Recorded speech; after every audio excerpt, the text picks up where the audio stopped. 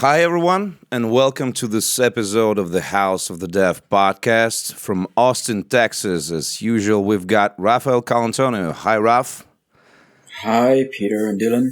We're back. I'm your co-host, Peter Salnikov, and from the sunny Los Angeles, California, we've got Dillon Rogers, the co-author of Gloomwood, highly anticipated mix of an immersive sim and stealthy survival horror, which is still in early access but already kicks ass big time. Hi, Dillon, and thank you for joining us. Thank you.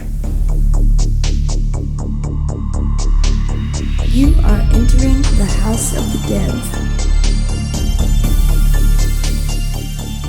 There's a lot of things to discuss, from the recent closure of Arkane Austin and the current and future state of immersive sims, to Gloomwood itself, its elegant mechanics and style, and the early access model. The screaming in the void, as we have discussed that in our email conversation. The screaming in the void part goes first. As we've communicated, there's not much else to do but to shout at the clouds. Nevertheless, everybody wants to hear about it firsthand. So aside from what I and Dillon think, Raphael, Arkane Austin was your child. So despite the fact that Arkane Lyon is still operational, the Austin office, at least the way I see it, was a big step towards a dream for you, Raph.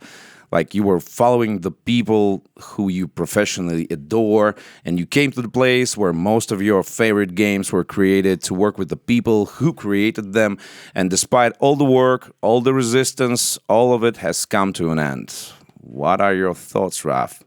Well, it's a hard one, because it's, on one hand, I'm grateful It is. that it even happened at all. It was kind of like a very, very crazy bet back then.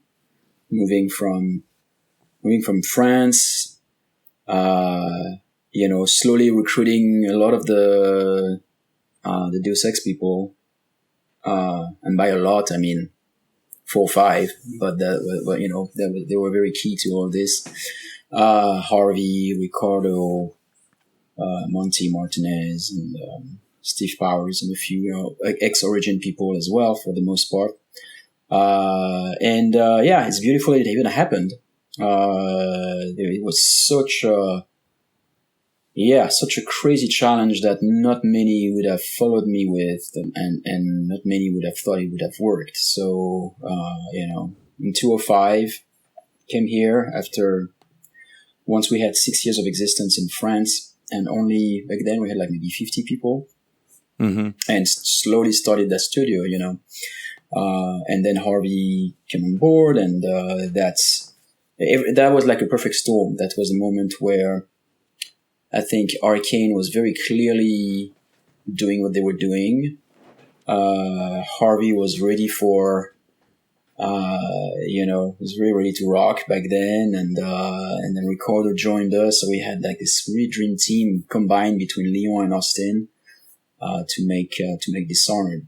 And I left in 2017. So most of my morning of the company, and I had to do my own work about what Arkane meant to me at that time, and so the most of the sadness was already processed back then. So like when I had this news 2 weeks ago, 10 days ago, whatever it was, of course it was very heartbreaking, mostly for my friends.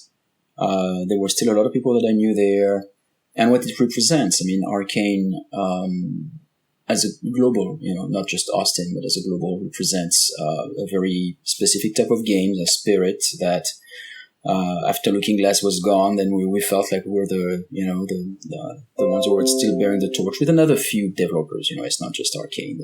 I'm sure I can name 5. But somehow, it was a spirit that was, I think, important to some gamers and to us. Oh, yeah, it was. So, it's set for this. At the same time, look, Arkane sold to Bethesda, which was not a mistake. It was a good move, because we could never have done what we did without them. And then Bethesda, after I was gone, by the way, sold to Microsoft, meaning a lot of people have done tons of money. I was not one of them. because I left before. And when you sell to Microsoft or to those kind of companies that are very, they're very different. They don't play the same game as independent developers do, or even big publishers do. That's another dimension. They have shareholders. They're public. The group is much bigger than just the game. I mean, there's a lot behind it, rotating people, etc. I mean, you sell. Big group sold for $7 billion. Some people made a lot of money. I can guarantee you. Yeah, the consequences are that you got to accept that as a potential consequence when you sell to such a company. So, yeah, it is what it is. And so I think the people will survive. The companies end, and the people keep making games. So that spirit will trickle down, and a few years from now there'll be more of that looking glassy kind of spirit, And so you got to take things with philosophy at some point. Was that a surprise for you, or did you know in advance? Did you hear some rumors? Well, we've got an email thread with Raphael, which is called Bad Times.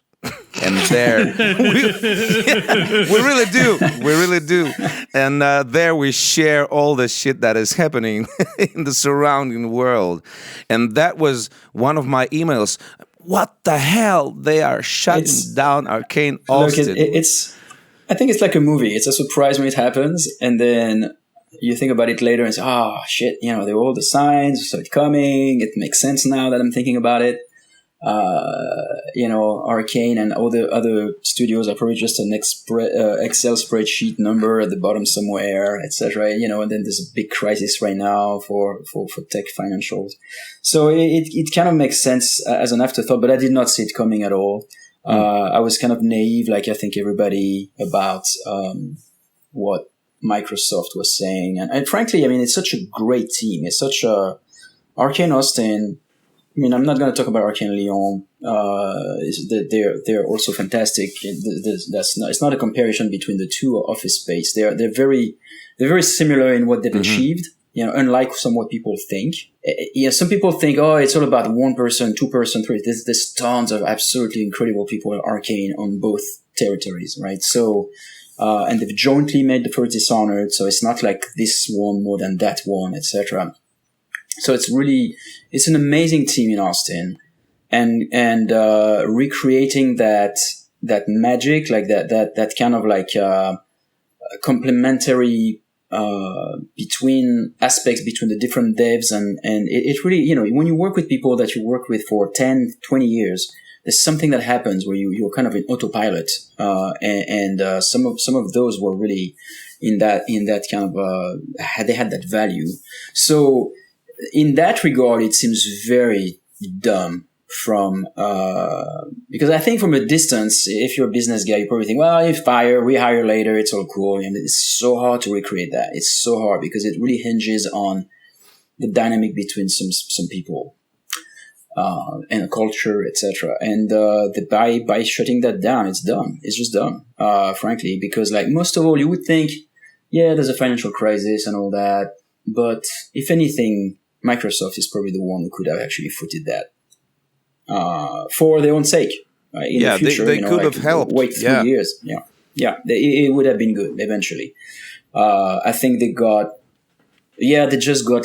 at the cold number of like what Redfall led to. But even Redfall, it's a complicated story, and I don't have myself all the elements of that story. Harvey would be the better person to ask to.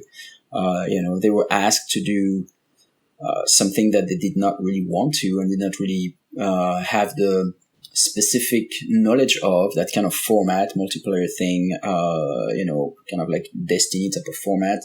It's not really something that Arkane has ever done. It's like they were pushed into it in the first place because immersive sims,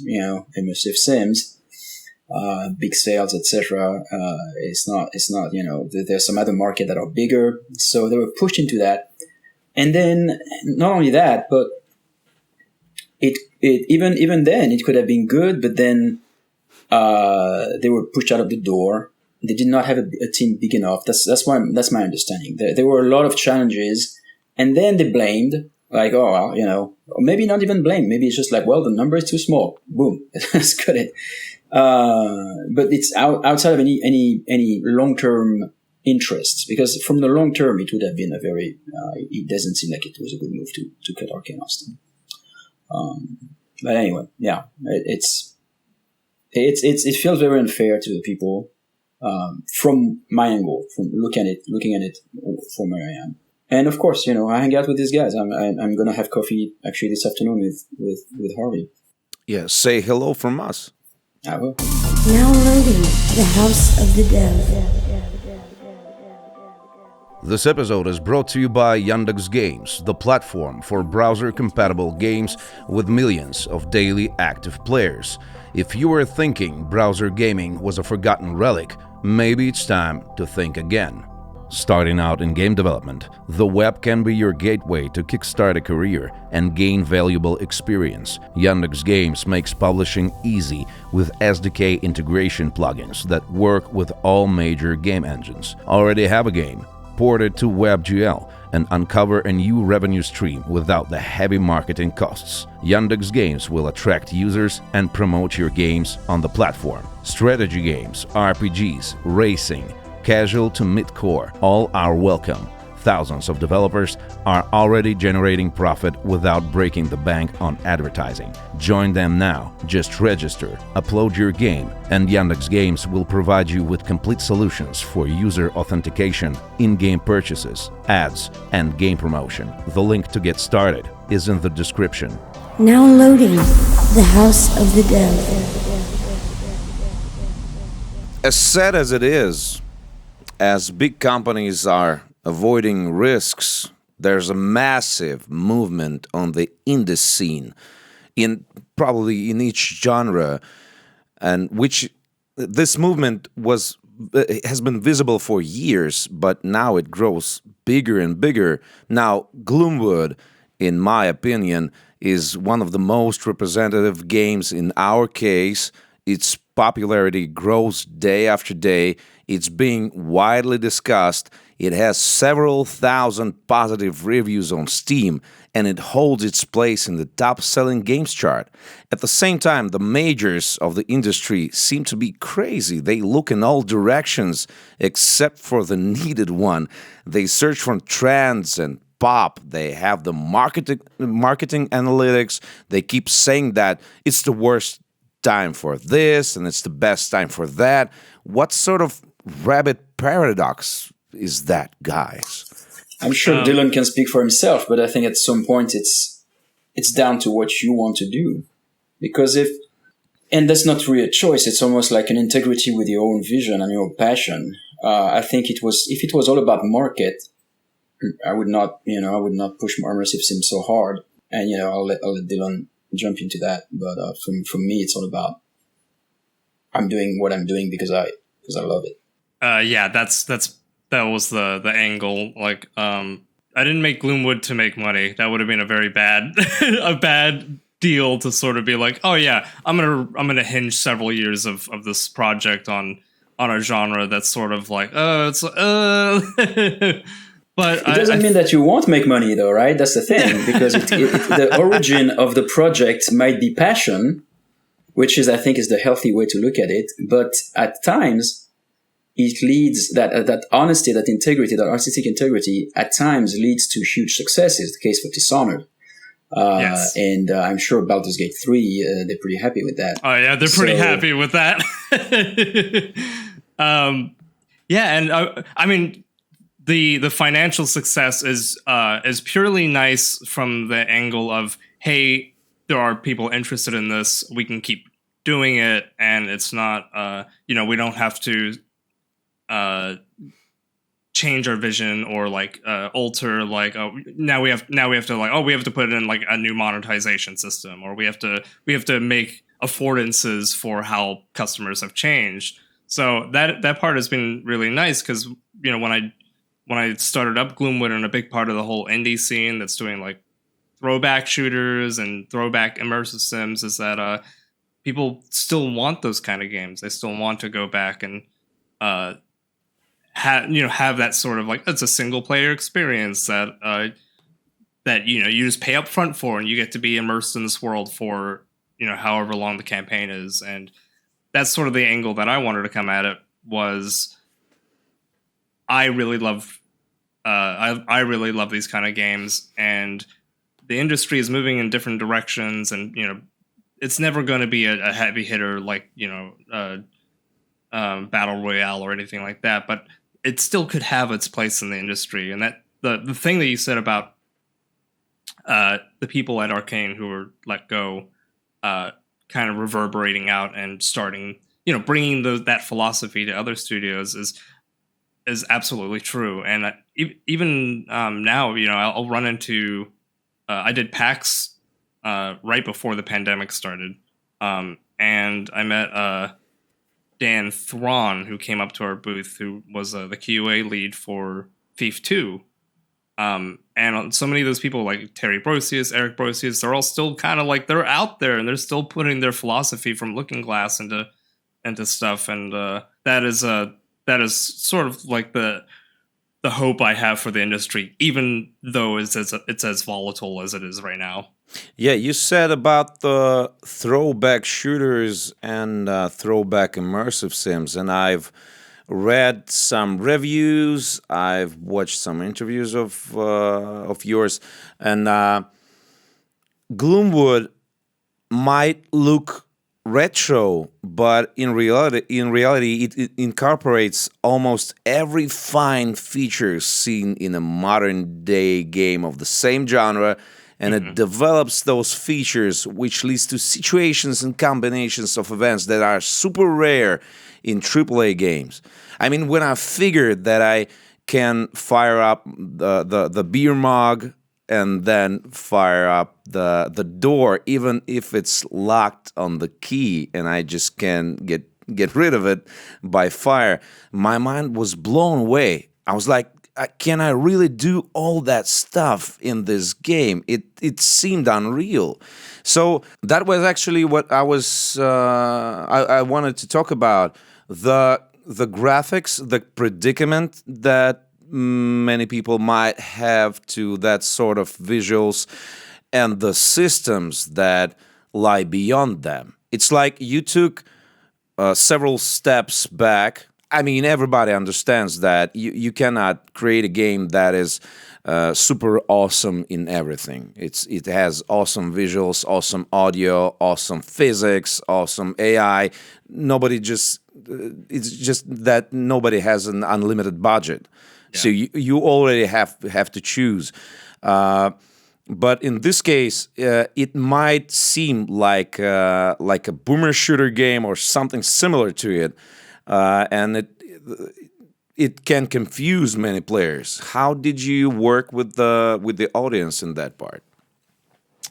So yeah, this all started when my co-developer David made Dusk, which was a Quake, kind of Quake throwback.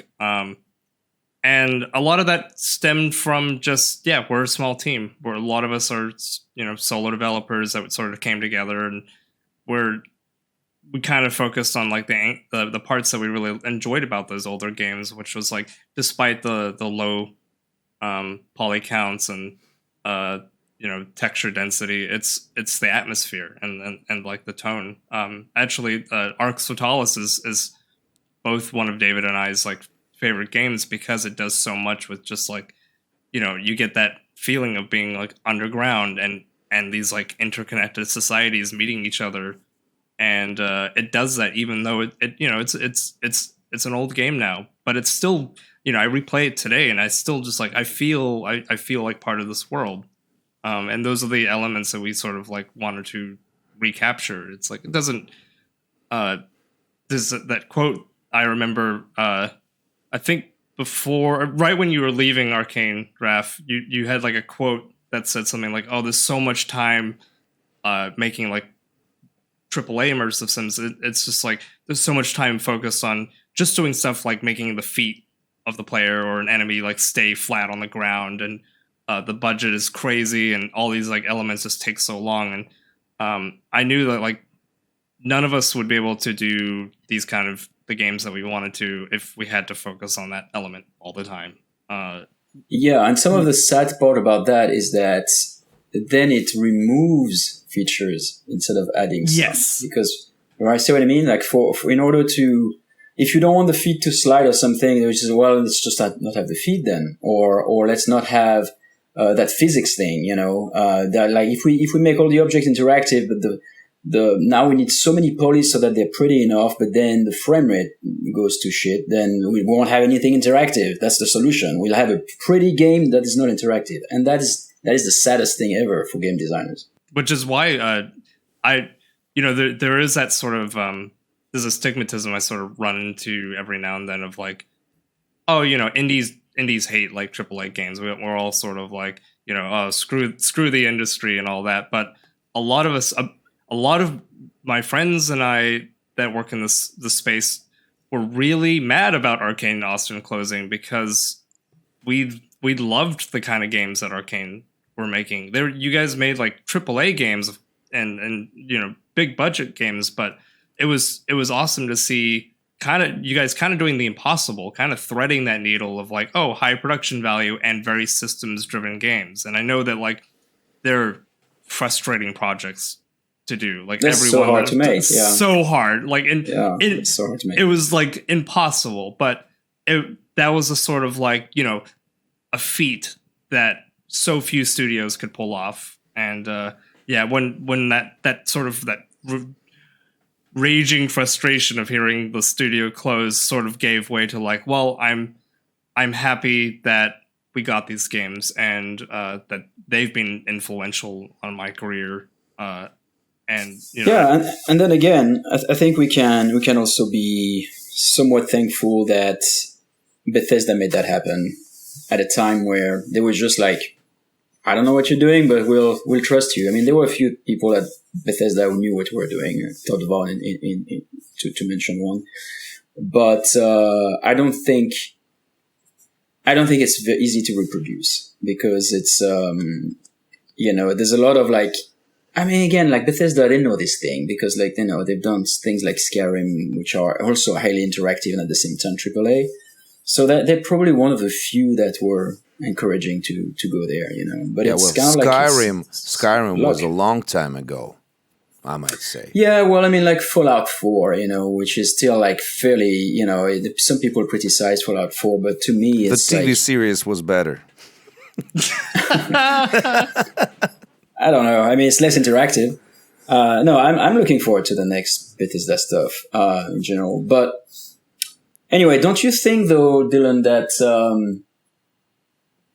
with the new generation of tools, and that might include AI, which is another topic that everybody is super people scream at. We might then have the best of both worlds. Like we might be in a situation at some point where we can make games with small teams, yet having those like more beautiful assets or easier stuff, easier ways to make those big things that used to take more people. So tools are definitely getting better, and I it entirely could stuff like Substance Painter and like some of the stuff that the tools that are coming out are like, wow, these workflows are so much. I mean, I wasn't there, 20, 30 years ago to really know what the old pipelines were like. At the time I was just like modding. I was like making maps for with other people's tools. So I wasn't there like at the ground floor of like, yeah, this is what, the tool pipeline flow in like the 90s were like.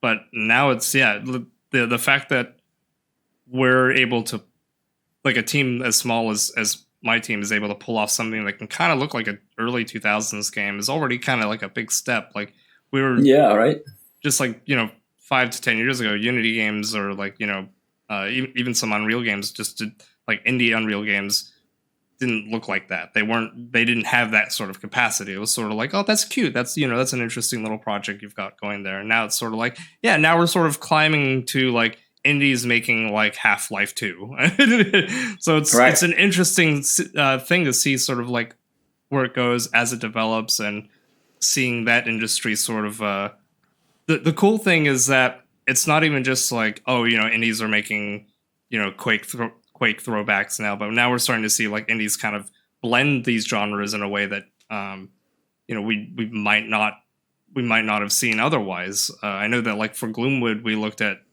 so many different games, Arkane games, Looking Glass games, things outside the immersive sim sphere, and sort of like, how can we smash these elements together?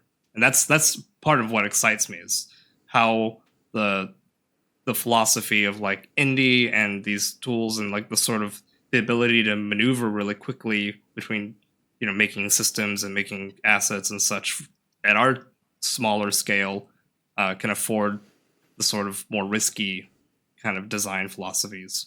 That's interesting. I've got several scientist friends, and that situation in the modern day market really reminds me of the talks we have sometimes. It's like Arkane Austin wasn't just a game-making company, it was a research lab for the video games industry. I think we could compare it to that. And yes, any experimental research is super expensive. Yes, you don't know what to expect, what will it bring to the market immediately. And that's another problem. It's just another angle. Everybody wants everything immediately. Everybody wants immediate success. Everybody wants immediate results.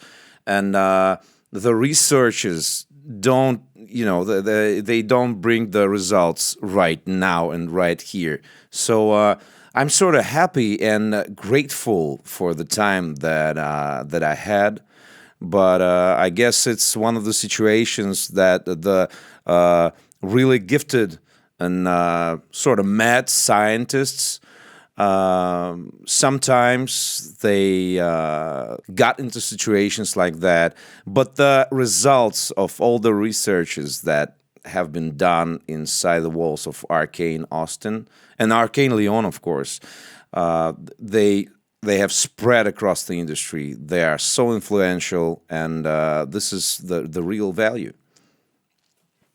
I have a question on that for Raph, which was I know that like Prey coming out, there was probably a lot of I didn't know what it was like inside Arkane, but I imagine there was probably a lot of frustrations about like people not understanding the marketing behind Prey, or like people getting hung up on silly stuff like the name, or it's the IGN friggin' review.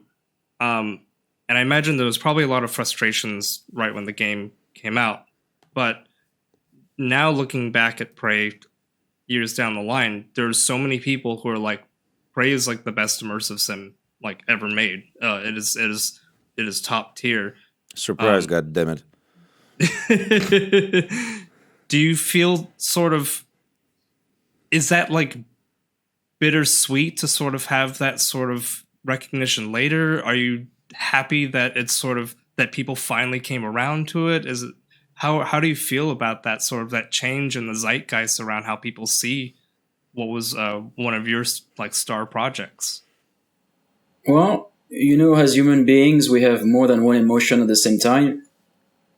And in this case, it's true that on one hand, I'm satisfied, I'm happy, I feel more validated, myself and my team, and also the genre, which is super important, because had it not been recognized, it was really the last one of the last immersive sim that in the big AAA kind of world where, and then people would have drawn to conclusions.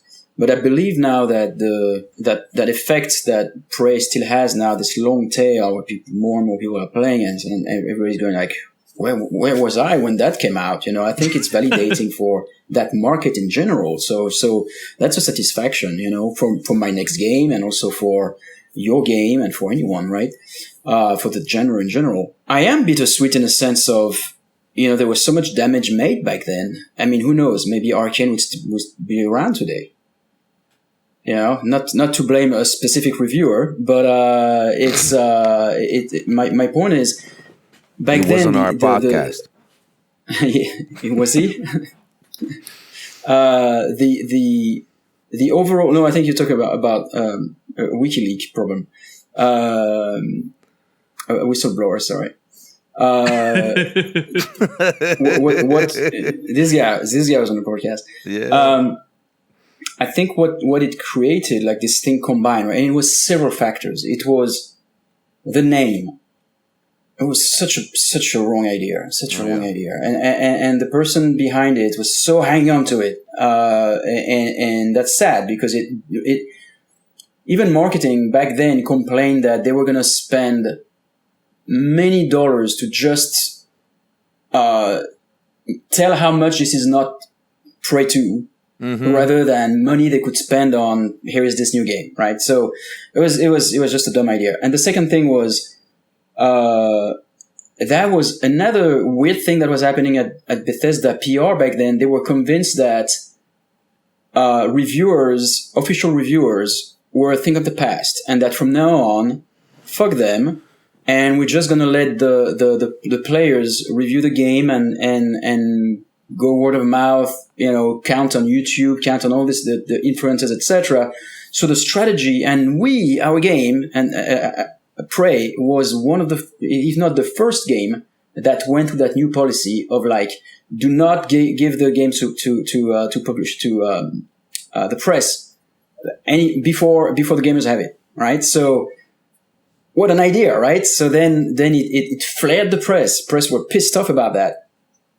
So all that combined, and also the fact that, frankly, those games are hard to market. For the better or the worse, because they do a lot of everything. So where do you focus on? So anyway, all that combined means that game was deemed a commercial failure. And imagine everything that trickled down from there. It meant that instead of keeping on doing those games, then we went to do open world multiplayer games because those are the ones who sell, etc., etc., etc. So without blaming specific of someone because of a bad review or anything, but it's like all combined, they co-created that problem. Oh yeah, and the people because outside... in retrospect the game is great. So, had the game been seen as great from the get-go? So the reason is not inside the game, because the people outside of the industry, they think that the Prey sold bad, and that is the point. That is the only reason. Yeah, we probably know about the name struggle, but nevertheless, the problem was the game. The gamers didn't want it. Blah blah blah blah blah. Nobody understood it. Hell no. So it was just the death by 1,000 cuts. Some could have been avoided. Some was just bad luck. Some timing or like new PR policy, whatever. It is what it is, though.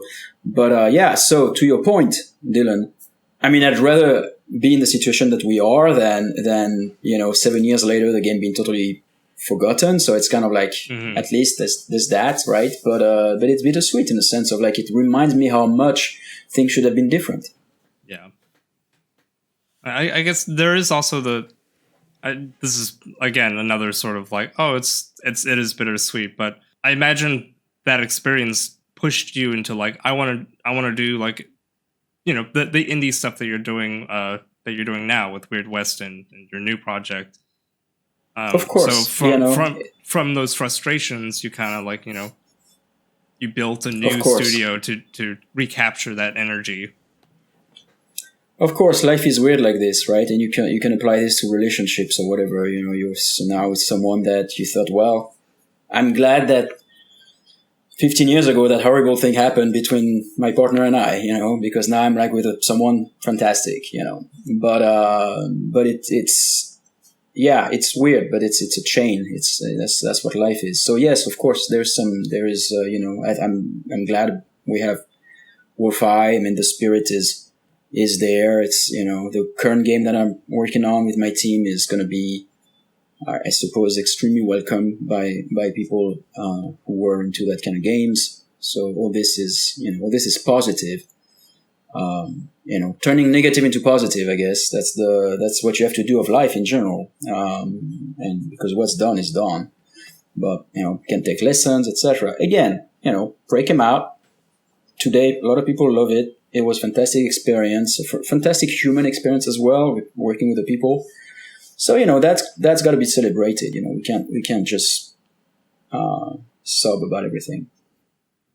By the way, I don't want to get too political, but in Russia in 2017, we have had a blasting press work when Prey came out. We had a wonderful hands-on session, like 3 days in a row. We got to play the game. We've got the Tell Us One cups. We've got the footage we've had the time to prepare the video. We've had a podcast with you, Raph, and our friendship started back then. So it depends on the region. That's all I wanted to say. I mean, in my country, the game was renowned before the launch. And yes, there was a little frustration about, there was Prey 1. Fuck if I care what year it was. It's 2017 right now. I actually, honestly, I didn't play the game that was originally called Prey, not to call it the original Prey. Yeah, so I didn't have that problem, and all the things that were surrounding the release of the natural Prey were pretty awesome. Now back to Gloomwood. I wanted to share some thoughts with Dillon, and I didn't want to do that before we started the record. So I still can't get past that goat boss in the tavern. The slaughtered goat tavern, Raphael. Did you get to that part? Guess what is awaiting you inside? It's the slaughtered goat. I can't remember how far I went into Gloomwood. I played about... It was about a year ago. I kind of contacted you back then. I guess the goat wasn't there yet. A year ago? He showed up 6 months after we launched the early access. It's a level, a very, Dishonored-like level. It's a tavern, a 3-stories tavern. And you've got the basement, you've got the attic, you've got the main hall, you've got the rooms, you've got the keys, you've got the holes in the floors. I've been there. Yeah, I've been there. I think that's where I think I could not finish that. That's probably when, back then anyway, I gave up. Yeah, for some reason. I think so. Is that the thing where there's an elevator thing as well? Oh yeah. Okay, yeah. Yeah, it was a fascinating place. It was just like I was struggling not dying with this. Some kind of a goat demon god, whatever. Horrible goat man. We've since toned that encounter down. We had a philosophy around it, which is basically the whole you have to kind of throw a new wrench at the player once they're sort of getting comfortable at stuff. And for a lot of the time, people are playing it Dishonored and Thief and. They're backstabbing enemies, and so we were like, okay, what happens if we put a roaming enemy that can't be backstabbed, balls to the wall?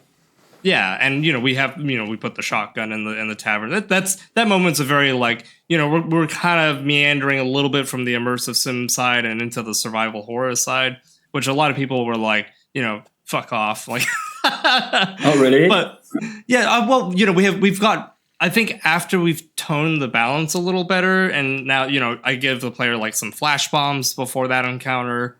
There's a couple other ways you can There's actually one flash bomb. Don't like that. There's only one flash bomb. Some flash bombs. It's not some flash bombs. There's only one fucking flash bomb. We actually have a player who so the safe in the tavern, if you put in 451 and the saves, they explode. Because I tried that. Yes. Our little cheeky ode to the 451 number. But someone discovered that the explosion does a lot of damage to enemies. So they actually killed the goat man by luring him, putting in 451, the safe opens, explodes, and kills the goat man. So I guess there's a timer when you open the safe. Yeah, there's a timer, and you can also use the bear trap to paralyze the beast.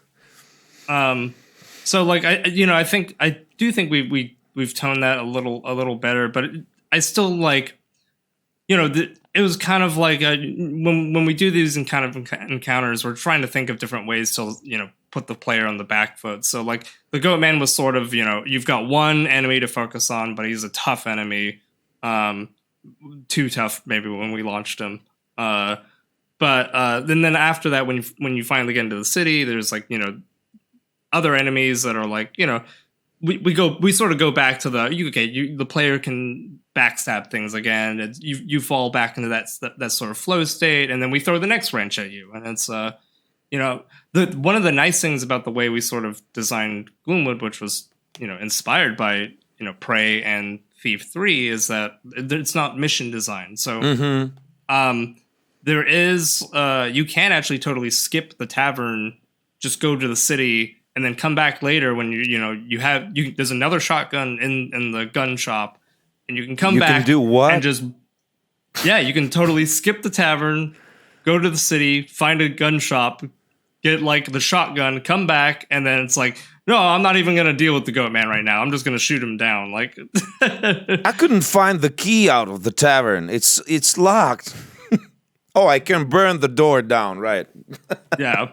There's a lot of like sort of tricks that you can do. A lot of people just squish the goat man with the elevator. When I saw that, I was like, that is my way. But it's like with Dark Souls. You can watch the YouTube walkthrough, and you can try to do the same thing, but it just doesn't work for you. And I'm scared. The scary music, the scary voice of that goat. It's super. It's brilliantly voiced. The sound effects are great. The sound propagation and all that stuff. It's awesome. Really, man. It doesn't even frustrate me. I don't want to skip it. I crawl through this tavern again and again just to see how else I would die. New ways to die. Yeah, the next update has some really scary That's my stuff research, too. yeah. Do you already know at this point, Dillon, when your game is considered final, or is it like for now you're staying in early access for for as long as you want?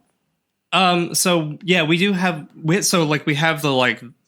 the layout of the city and the list of like what's going to be in it, and we're sort of we lay out like the updates, and part of the reason, immersive sims, single player immersive sims and early access is kind of a horrifying combo, because you do have that sort of that difficulty of seeing all these systems. We all know that immersive sims are kind of late bloomers during development, and it really is like that sort of like logarithmic, all the systems coming online, and then all, near late in development, it's like, okay, now they're all starting to like talk to each other. So that was a challenge doing, early access for something like Gloomwood. But at the same time, so we learned from Dusk that early access was really useful for us, because it allowed, you get that sort of player feedback and people telling you like exactly this kind of stuff. Hey, the goat man is too difficult. I don't feel like I have the tools to sort of navigate this, or the guts, or the guts. And then we go through and we sort of we take it and we're like, okay, how can we give the player more tools? How can we sort of capture our intent a little better? And this was important for me, because I'm still a pretty new designer to this genre, and I make mistakes, and I have like a vision that I want to accomplish, but sometimes it doesn't meet all well laid plans fumble in front of the enemy, and so this has been, the early access period has been a very useful learning experience, finding out like what kind of works, what doesn't work, tuning the game to sort of what we have in mind. And it is like a content mill of we have these updates, we're setting up this, the underport, which is kind of the flooded district of our city. The next one will be like the bank, and having all these moments that are, throwback to Thief, throwbacks to Dishonored missions. But it's also a very good learning experience and how we sort of integrate new systems and how people feel about that. And like, this system kind of sucks. Because my main worry would be launching a 1.0 and a whole bunch of stuff just doesn't resonate with people. And it's like, the development's over. Like we can patch, we can, fix things, but the time to make really big shifts is kind of over. So that is one of the nice things that early access sort of affords us, is that we sort of remove a lot of the surprises off the table of like, we have a better idea of what players think of the game. Is there anything you don't like about early access? Yeah, a lot of things I don't like about early access. Trying to make a cadence for an immersive sim in the capacity that we're doing is challenging. Because as you know, with a game this systems heavy, trying to add new things to it is like it's a tower, it's a Jenga tower. Things fall over, things break constantly. So it means that every time we do an update, everything has to be at a playable level. We try not to release updates that like, they break everyone's saves. They break all these like major core systems. So there is a lot of time that has to go into QA, into developer time, to make sure every phase of development is fully playable from start to finish. And that's right. that is a huge challenge. What's the frequency of your updates? So we typically try to do like a big update every 6 months. And we do little smaller updates in between them, like fixes, or we added hub world, hub mirror realm a couple months ago. But our big like district updates, we try to hit 6 months. Sometimes it takes a little longer because the nature of game development. But Oh, sorry, go on. No, go ahead. I was wondering, do you feel that you get more sales over time or less sales over time? Like the closer you are to, like, how do you feel it impacts your sales one way or the other, the early access strategy? So there's, for all of our games, the tail of like the early accesses are pretty good. We definitely noticed for immersive sims, there was definitely a big spike when the early access dropped, and there's big spikes when these like big updates come out. A lot of, we see the wishlist numbers, and we see that a lot of people are still waiting for 1.0 because that's how they enjoy these kind of games. They're sort of like, I'm super excited for Gloomwood, but I'm waiting for the finished version, so I can play it all in one, complete package. Which is totally understandable. Like that's how I would enjoy, playing a single player immersive sim. And yeah, there's like fun elements to doing early access in this way. Cause like, one of the updates that we did, like the update right before the player enters the city, we had like an update where it's like, all the enemies have set up, the huntsmen are setting up camp outside the city because they're going to attack the city and try to wrestle control from the people who control it now, which are the constables. So we had like an update where it's like they set up a bunch of tents outside the main gate and like a cannon. And then we had like the next update, the cannon has blown the gates off. And, we can do a little bit of like almost kind of, like what World of Warcraft used to do with their updates. Like, the city, all the cities get attacked by like undead for, as a, like an event kind of stuff. And those are really fun things to do. But there are definitely like challenges. And one, of course, because there's so much persistent data with immersive sims and you can backtrack to old levels, it's like all the save stuff has to, someone will come up to us and be like, hey, my save didn't work from 2 years ago. And it's like, Yeah, I mean, we entirely rewrote the save system, so that's not a complete surprise. But I want my money back.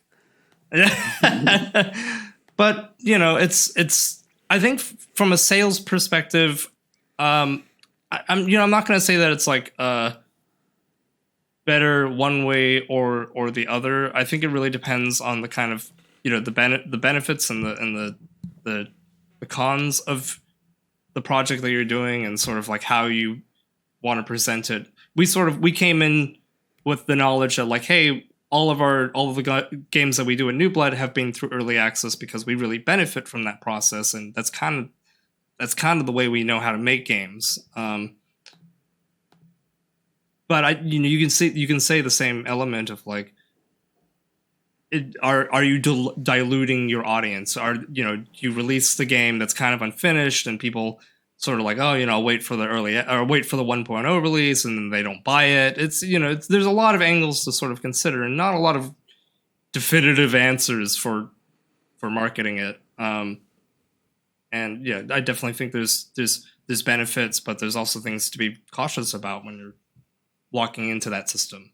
Can you imagine any of your games? I'm sorry, Raphael.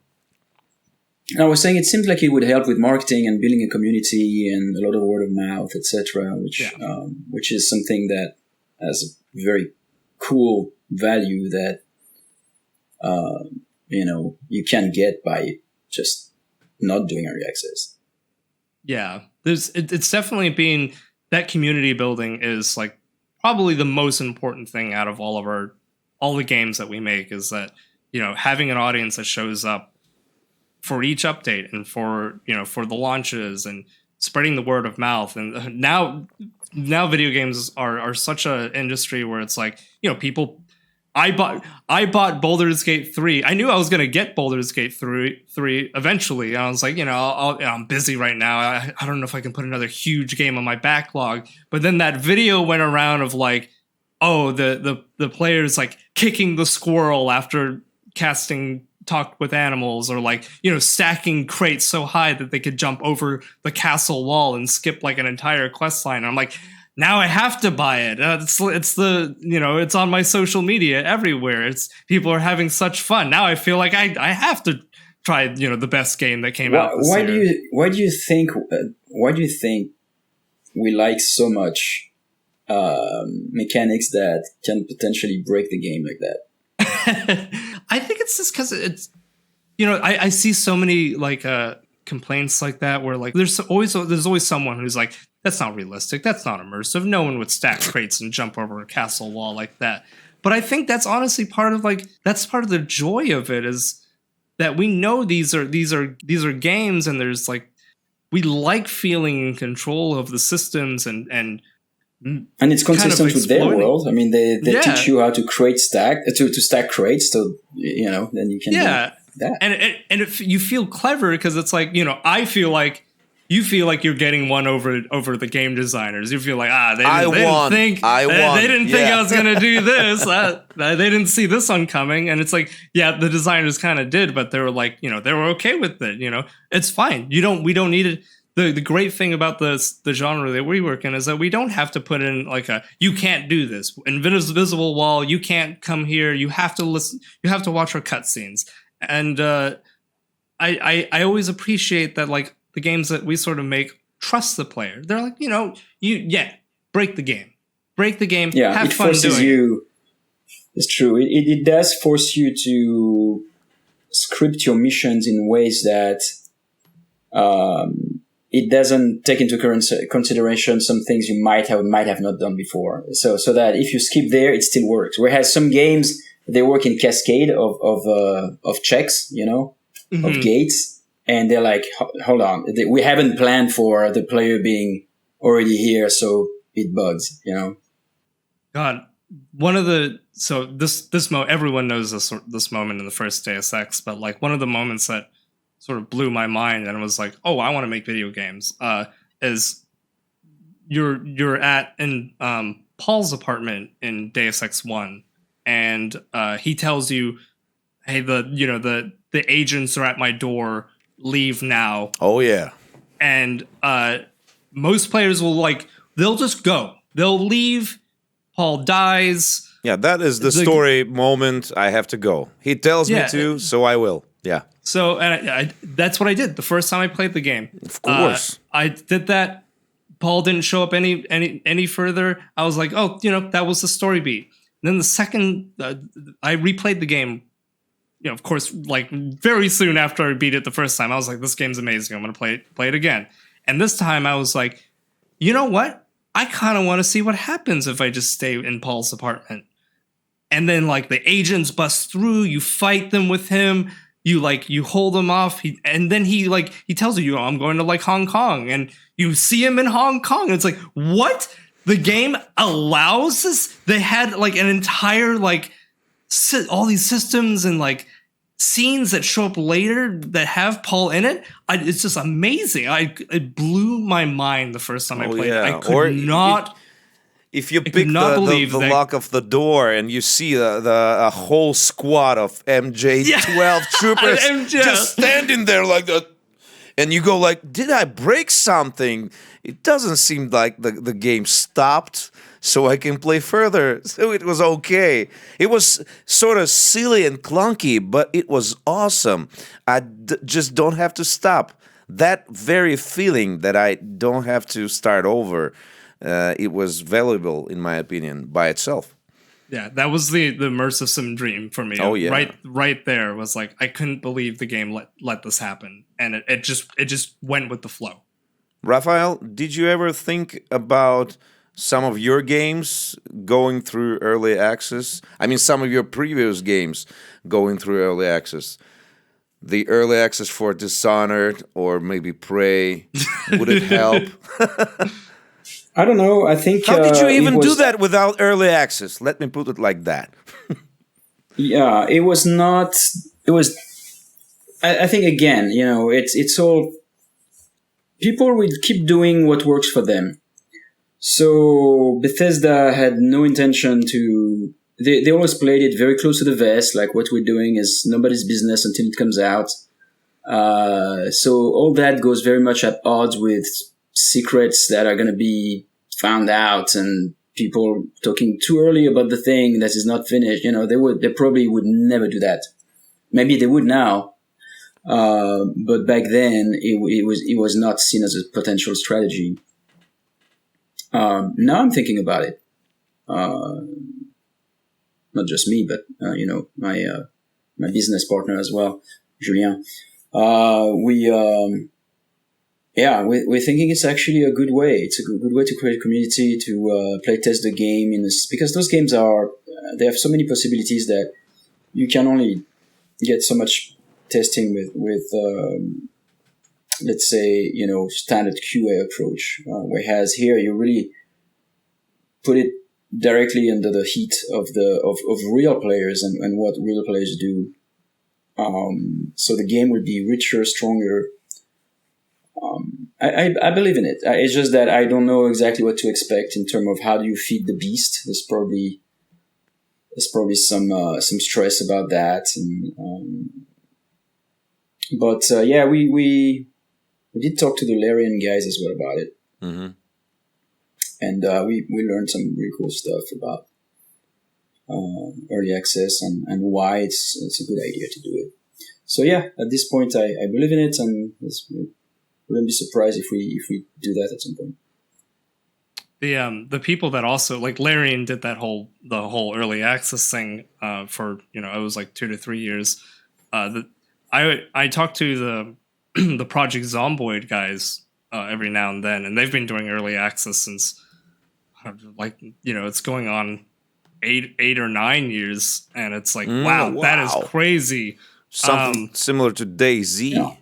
Yeah, or endless early access. It's always too early.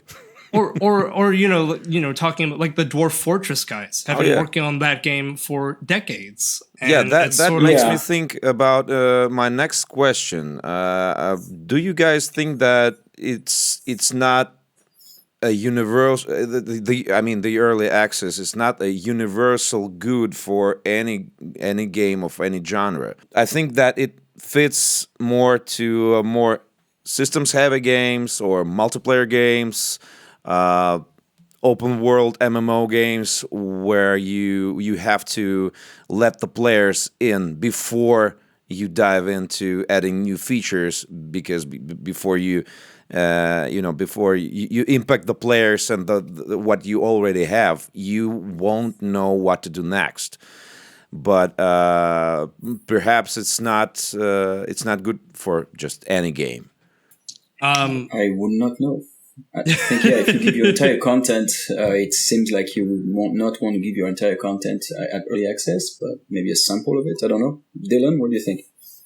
I know that, like, it's not the same thing, but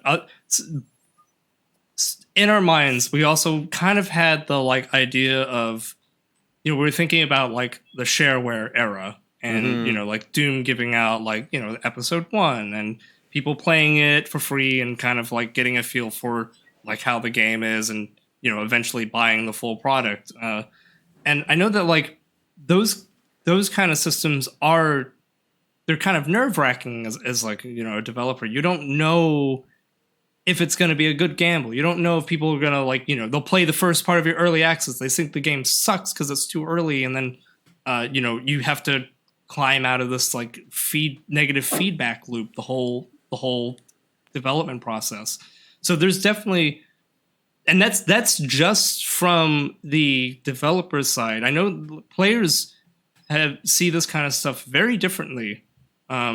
You really have to sort of come at it with this sort of sincerity and be like, we're doing this because we want the game, we want to take your feedback, we want the game to be as good as it can possibly be for you. Because a lot of people will use early access as sort of a, we'll get the money rolling and then, release the rest of the game later. And players are good at catching on to that kind of stuff. They're like, you're scamming us right now. We know it. Or even if you're not, even if you are sincere, if your optics just look like, oh, this is a little bit scummy, you're making us, pay for this thing. They'll turn on you, and then you really have a problem trying to like finish the game and keeping the community sort of happy. I think we were able to pull off early access because we had such a lot of like goodwill that we built up from when we did Dusk, and it's like we built the game, it finished, we launched it. We did a medieval, it finished, we launched it, we had a good track record. So it was sort of, people gave us a lot of like, things might take a little longer, but they get the game done. They do it honestly. It's their hearts are in it for making a good game. And so a lot of it is kind of it's a weird messaging space, and it can entirely be kind of scary with the community. But there are also the people who, if someone will come around and say, "Hey, this game is taking too long," you got to release it. The game, it's been 2 years already. You'll have a community of people saying like, hey, it takes a while. And what they've been releasing has been really good. And they've been making improvements to the game. And it's sort of like you've built the community to sort of take care of the naysayers in that way.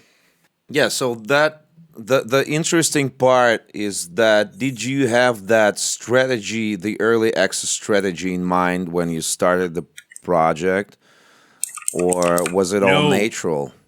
No, before that is the important thing, right here. Yeah. So because there's a period of time where I was a solo developer on Gloomwood, and this was before New Blood. So I was working on the game, and I was entirely content on just working on it forever until 1.0, and then New Blood approached me. Well, that's a complicated story that I won't get into. I worked on Dusk. Then New Blood was like, hey, we're looking for more games to publish, and Gloomwood got in the foot in the door there. And they were like, Dave Oshry, who runs New Blood, was like, hey, so we do early access for all of our games because that's what we know how to do. We've made it work. It's a good process. And I was skeptical at first. Both David and I, for when he did Dusk, he wasn't going to do early access either. That was back when early access first dropped, and it had that the stigma of, hey, game developers enter early access, and it was like Kickstarter. They will start the early access and then they will abandon the game. It basically like run away with the money. So there was definitely like a lot of hey, this is I don't know if we want to do this. It might be a bad idea. It might backfire. But yeah, it took a bunch of like, we'll do this. We'll do this right.